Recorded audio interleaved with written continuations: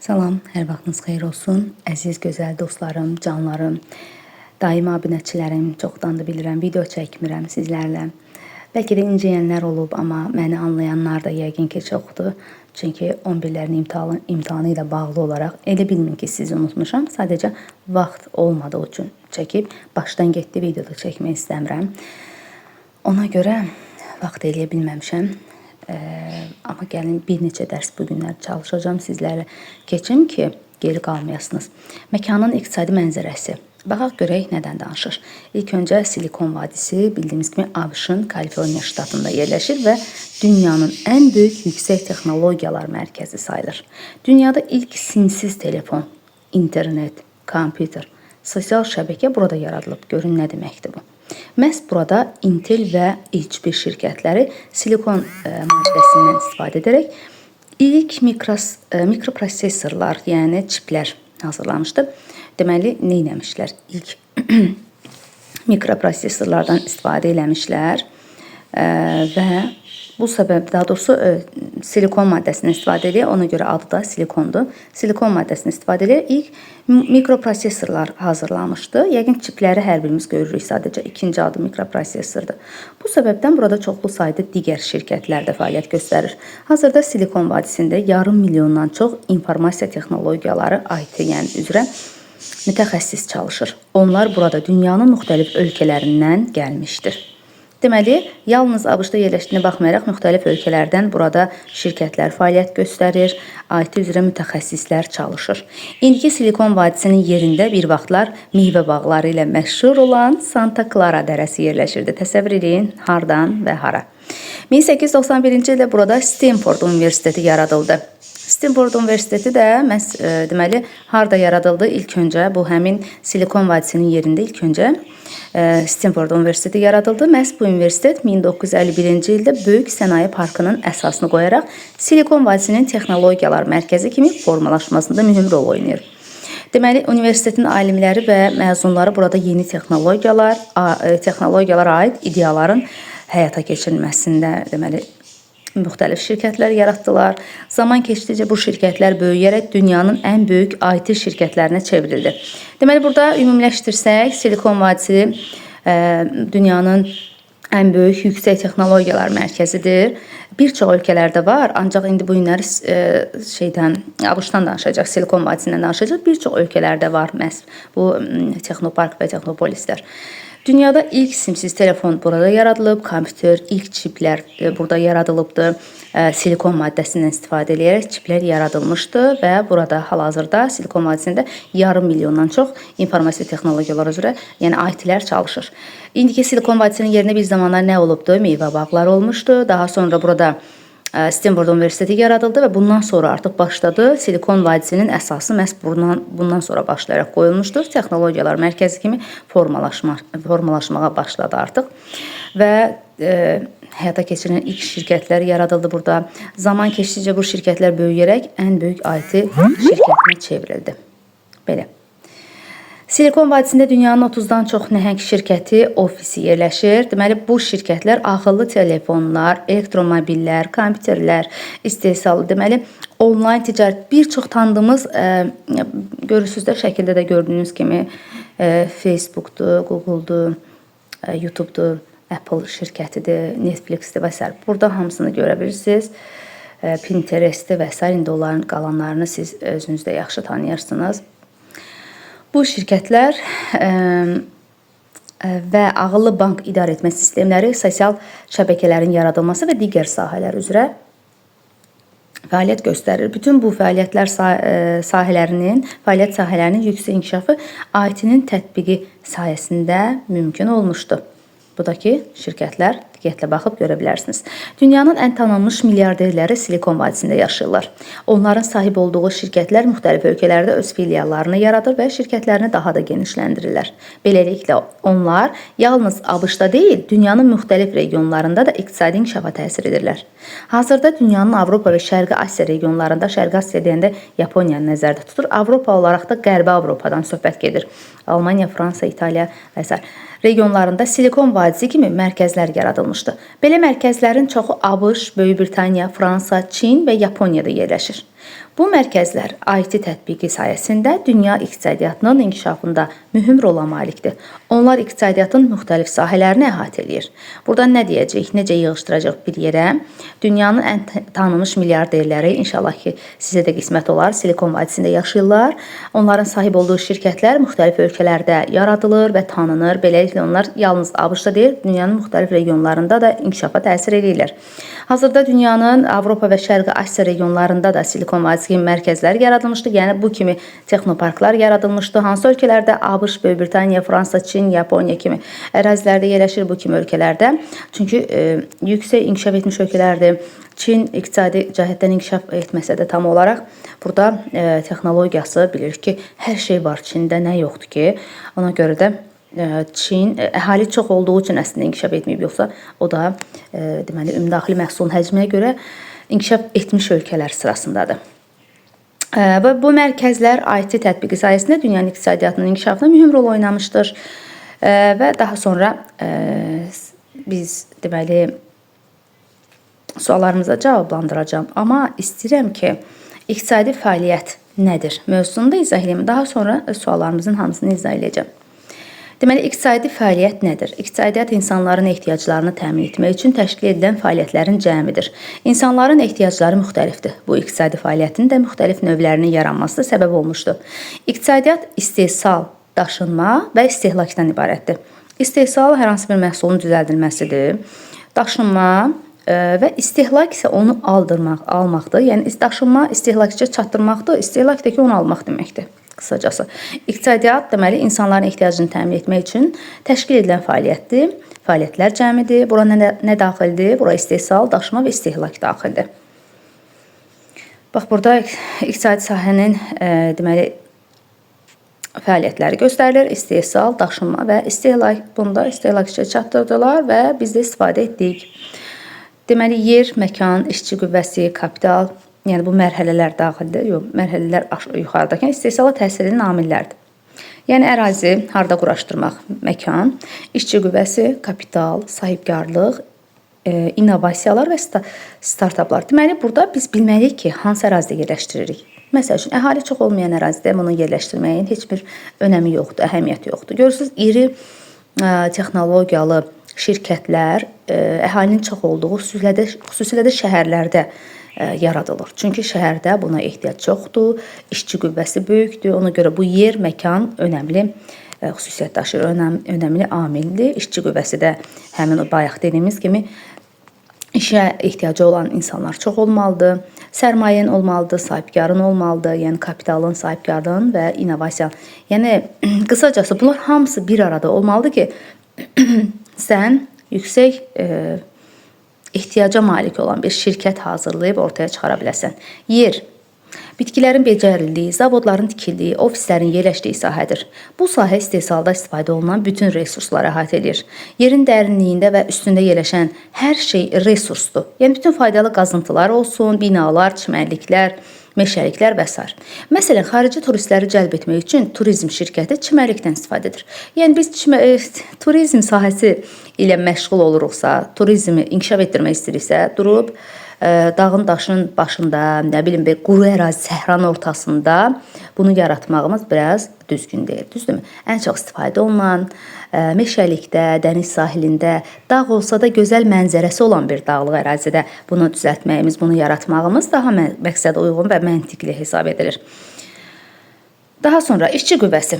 İşçi qüvvəsinin izahına baxaq. Fiziki və zehni qabiliyyətə malik şəxslərdir. Yəni oxumuş insanlardır. Kənddə bir çoxları var ki, mən indi kənd əhalisinə demirəm bu sözü, ancaq inkişafda olan ölkələrdən, kasıb ölkələrdən bir çoxunda kənd əhalisi, maşallah bizdə kənd əhalimiz də mütləq universitet oxumalıdırlar, mütləq ali təhsili olmalıdır.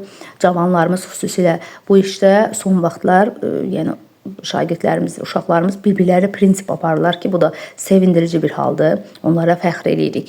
Deməli, işçi qüvvəsi fiziki və zehni qabiliyyətə malik olan şəxslərdir. Onlar olmadan istehsal prosesini həyata keçirmək mümkün deyil.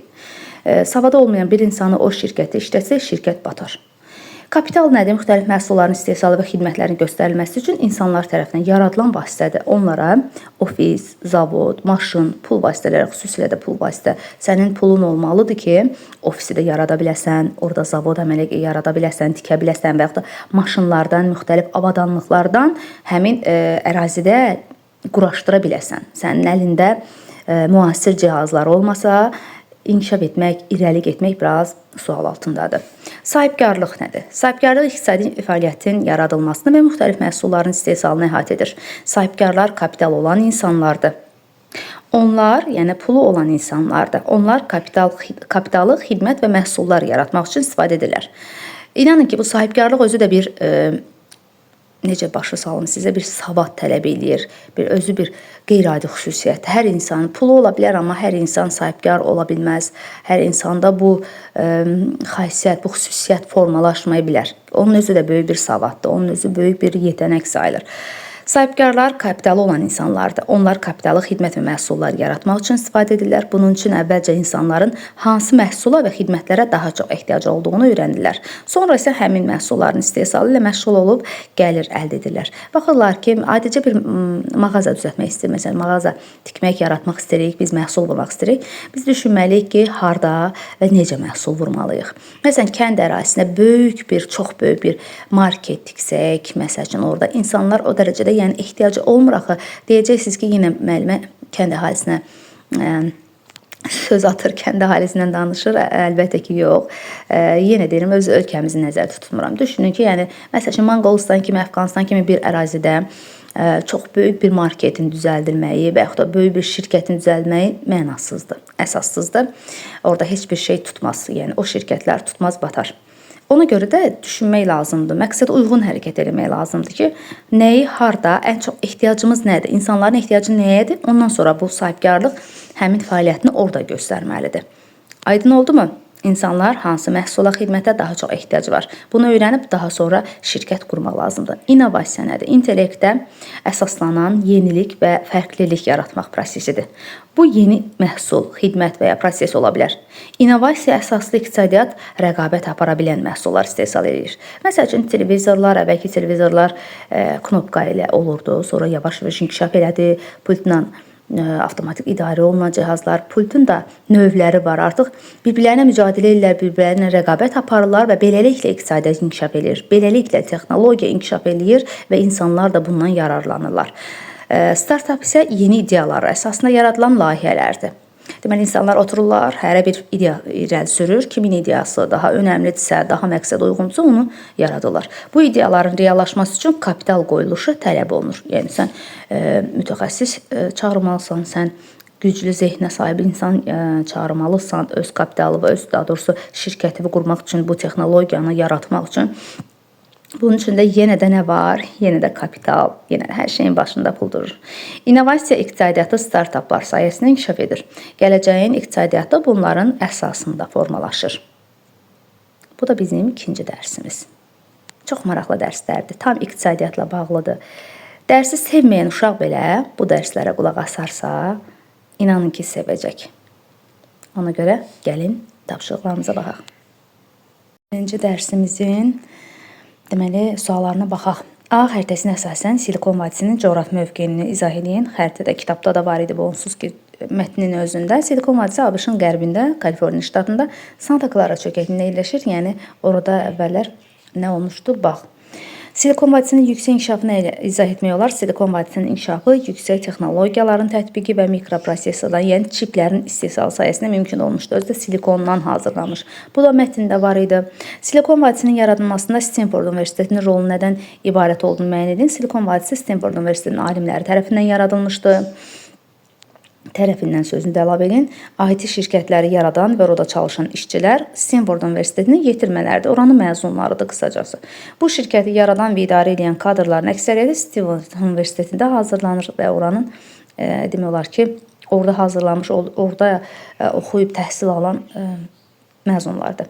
Nə üçün dünyanın ən böyük şirkətləri öz ofislərini Silikon vadisində yaratdı? Bunun səbəbi burada IT-nin yüksək inkişafı, yəni elmin yüksək inkişafıdır. Sizcə digər şirkətlər nə üçün məhz mikroprosesorların istehsalından sonra yaradıldı? Bütün yeni texnologiyalı məhsullar robotdur, kompüterdir, telefondur, televizordur və s. fərqi yoxdur. Məhz bu çiplər sayəsində işləyir. C şəklində təsvir edilən şirkətlərin hansılar sizə tanışdır? Silikon vadisində Apple, Intel, Facebook, digər şirkətlər özünüz görürsünüz. Bilirəm ki, hamısını tanıyırsınız. Mən bilmədiklərimi belə siz tanıyırsınız. Silikon vadisində çoxlu sayda milyarderlərin yaşaması nə ilə? Burada olan şirkətlər dünyanın ən çox gəlirli məhsullarıdır. Ona görə də şirkətlərin sahibləri də dünyanın ən çox gəlir qazanan insanlardır. Avtomobillərin D şəklindəki kimi istehsal edilməsi insanların iş bölgüsünə necə təsir edir? Avtomobillər, robotlar, deməli, robotlar zavodlarda işçi qüvvəsini, yəni insanı əvəz edir. Ona görə də işçilərin burada azalmasına səbəb olur. Yəni insanın gördüyü bütün işləri robot həll edir, robot görür. Ona görə insanların çalışmasına burada ehtiyac yoxdur. Sizcə nə üçün Tesla'nın avtomobil şirkəti Şanxayda, söhbət Çindən gedir? Tesla şirkəti niyə görə burada fəaliyyət göstərir? Çünki Tesla şirkəti dünyanın ən böyük avtomobil istehsal edən şirkətidir. Onun istehsal etdiyi maşınlara tələbat artır. Ona görə Şanxayda da yalnız Şanxay yox, yəni bir çox iri ölkələrdə həmin avtomobil şirkətlərinin sayı artmışdı. Buna tələbat var. Günü-gündən daha çox insanların avtomobilə tələbat var ona görə. Ən azından öz ölkəmizdə görürük ki, bunların sayı nə dərəcədə artır. Nə üçün D şəklindəki avtomobillər tələbat artır? Yanacaqla işləyən avtomobillər havanı çirkləndirir. Ona görə də yanacaqsız tükənməyən enerji mənbələrinin istifadəyə uyğun olaraq elektron avtomobillər fəaliyyət göstərir. Hətta son vaxtlar bizdə avtobuslarda bu fəaliyyət istiqamətində günü-gündən sayı artır. Növbəti sualımıza, daha doğrusu növbəti mətnimizin suallarına keçirik. Deməli, digər dərsimizin birinci sualı A şəklinə əsasən suallara cavab verin. Birinci, ikinci şəkilləri təsvir edən insanlar hansı işləri həyata keçirir? Birinci şəkildə zavodlarda paltar yuyan maşınlar istehsal edilir. İkincidə isə yük maşınlarına doldurularaq, yüklənərək istehlakçıya çatdırılır, yəni bizlərə çatdırılır. Üçüncü şəkildə əsasən istehlakın nə olduğunu izah edin. Üçüncü şəkildə insanlar hazır məhsulları mağazadan alırlar, yəni onu istehlak edirlər. Bizlər alıcıyıqsa, biz istehlakçı sayılırıq. İqtisadi fəaliyyətin mərhələləri bir-birlə necə bağlıdır? Əgər onlardan ikincisi olmasa nə baş verir? Bunu özünüz çox sərbəst şəkildə bilirəm ki, eləyəcəksiniz. Tutaq ki, maşının avadanlıq istehsal edilib, onu əgər daşınmasaq, daşınaraq mağazalara yüklənməsə, biz onda onu necə əldə edə bilərik? Təbii ki, əldə edilməsi mümkünsüz olar. B şəklinə əsasən suallara cavab bir şəkildə hansı resurslar var? Burada su, balıq, meşə, heyvan, neft, maşın qanı və s. Şəkildə hansı iqtisadi fəaliyyət sahələrini görürsünüz? Bu sahələr iqtisadi fəaliyyətin hansı mərhələlərinə aiddir? Şəkildə neftin çıxarılması, oduncağın tədarükü və məhsulların daşınması. Qısacası, burada iqtisadi fəaliyyətin bütün mərhələləri, daha doğrusu istehsal və daşıma mərhələsi təsvir edilmişdir, amma burada istehlak mərhələsi yoxdur. Şəkildə verilən resurslardan hansı məqsədlər üçün istifadə edilir? Məsəl üçün, siz hər bir nümunəni gətirə bilərsiniz. Adi bir oduncaqdan mebel, kağız, tikinti kimi düzəldilir. Neftdən enerji, siz bilirdiniz, yanacaq enerji, bilirdiniz ki, neftdən dodaq boyası, laktoz, bu kimi kimyəvi maddələr istehsal edilir. Heyvandarlıqdan ət və süd məhsulları, sudan içməli su, enerji məhsulları istehsal edilir. Şəkildə resurslardan birinin nümunəsində iqtisadi fəaliyyətin mərhələlərini təsvir edin. Meşədən əldə edilən oduncaq qatarlarla zavoda daşınır. Burada oduncaqdan kağız, mebel və bir sıra məhsullar istehsal edilir. Sonra isə bu məhsullar müxtəlif nəqliyyat vasitəsilə mağazalara çatdırılır. Son mərhələdə isə insanlar bu mağazadan hazır məhsullar əldə edirlər. Mətnə və şəkillərə əsasən suallara cavab verin. Şəkildə intellektual və fiziki işlə məşğul olan insanlar vardır. Biri intellektual, yəni zehni işlə, biri isə fiziki işlə. Sol tərəfdə fiziki iş, sağ tərəfdə isə intellektual işlə məşğul olan işçi görə bilirik. Sizin gələcəkdə yiyələnmək istədiyiniz peşəniz, bu sizin öz sərbəst fikrinizdir. Sizcə zaman keçdikcə hansı işlə məşğul olanlar sayı artar? Təbii ki, insanlar daha çox intellektual və yaxud da zehni əməyə üstünlük verir. Bu da gələcəkdə davam edəcək, çünki buna daha çox tələbat var. İnsanların işini bayaq dediyimiz kimi robotlar, avtomobillər, yəni müxtəlif maşın avadanlıqlar artıq onların işini görür.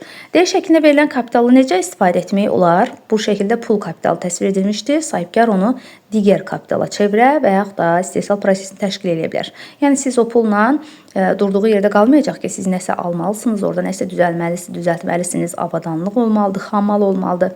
Bunlar üçün də yeni də pul kapitalı. Hər şeyin demək olar ki, bu sahibkarlığın önündə duran birinci problem budur. Sahibkarlığın yer şəklində verilən fəaliyyətindən asılı olmasını nə ilə izah etmək olar? Startaplar, bayaqlarda oxuduq, innovasiyalar tətbiq etməklə IT məhsullarının istehsalı ilə məşğul olan sahibkarlar yüksək gəlir əldə edə bilərlər. Çalışın, elə bir ixtisas üzrə oxuyun ki, gələcəkdə ona tələbat olsun. Yəni, universitet xətrinə hansısa bir fakültəni oxuyum, ali təhsilli olum, boş şeydir bunlar. Çalışın, adi bir peşəni də bitirsəniz, peşə məktəbini belə bitirsəniz, normal bir sahə üzrə, hansı ki ona hər zaman ehtiyac var. Adicə tikiş. Yəni, özünüz düşünün ki, bu dərzilərə hər zaman mütləq ehtiyac var. Mütləq, nə olur olsun. Dərzinin işini, yəni kəsimini maşın həyata keçirsə də, o maşını idarə edən yenə də insandır. Əgər sizin kapitalınız olsaydı, nə edərdiniz? Bu sizin belə paşa keyfinizə baxır. Nə istəsəniz edə bilərsiniz hər birinizə. Uğurlar arzulayıram gələcəkdəki sahibkarlıq işinizdə, fəaliyyətinizdə, gələcəkdəki həyatınızda o qədər uğurlu olsun, həyatınız o qədər kapitallı olsun, yəni o qədər gözəl sahibkarlığı bacarasınız ki, bütün dünyanı ələ alasınız. Bütün dünyada adınızı yüksəldəsiniz və çox gözəl yaşayasınız. Hər birinizə uğurlar arzu edirəm. İnşallah ki, növbəti dərslərimizi də bir neçəsini birdən izah eləyəcəm ki, tez yekunlaşdıra bilək. Yəni, ilin sonudur artıq bunu yekunlaşdıra bilək. Sağ olun.